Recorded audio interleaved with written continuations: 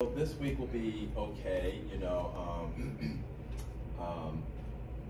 hopefully. I know I've caught up with a lot of stuff. It's just I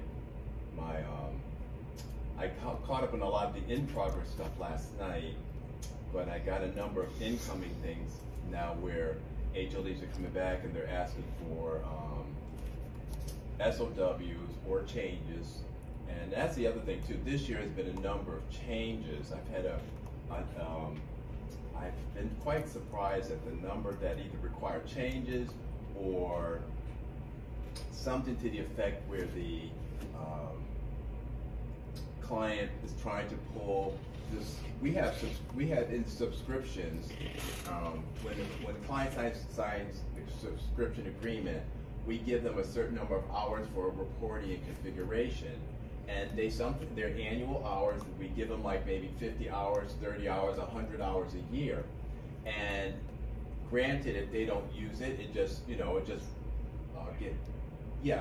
And what they're doing, and I've noticed it I started noticing early this year, but I said, watch it continue through the rest of the year. What people are doing, they're asking, and I just realized I got one to do it as well. They're using their configuration reporting hours, and they're applying it to what would be billable work. And normally they don't do that. Before, years ago, they used to say, no, those reporting hours are for reporting, no, those configuration are for configuration.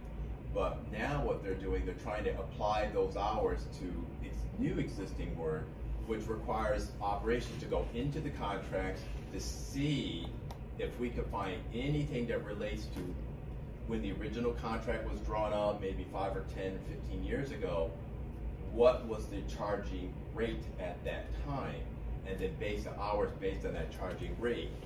The only caveat to that no one's really talked about, which I'm happy about because it would be just way too difficult, would be sometimes those contracts would say, okay, if you have a change in pricing, you have to let us know. Well, that's never happened, or at least it's been a while since that's happened.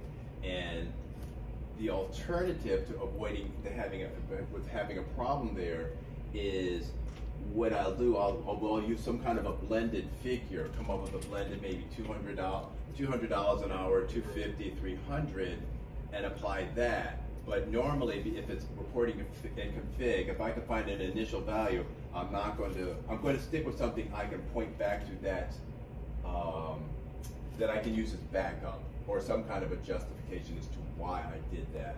And then of course, at that point, when I do come up with the value, I go to Josh and say, here is the hours the config hours that they have available in the system, and here's what its value is. Here's the value SOW, here's the discounted amount, and would you approve it? And they have to go that way, because the salespeople will tell you our client has 80 hours available, they didn't use it, I would want to apply all 80 hours, but they won't tell you that, and that might be true in the contract, but they might not look to see if those hours were used on another project somewhere, and they only have 30. So it requires an investigation before we can even determine, what's really out there. So I've learned the hard way